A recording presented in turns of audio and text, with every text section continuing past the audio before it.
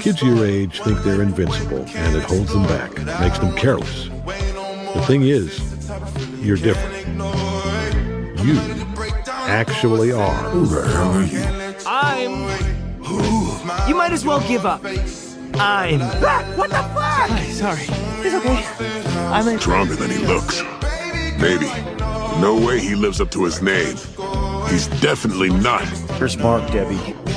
Where's... I truly hope Mark lives up to his name. To face his father and survive, he'll need to be... invincible. I just left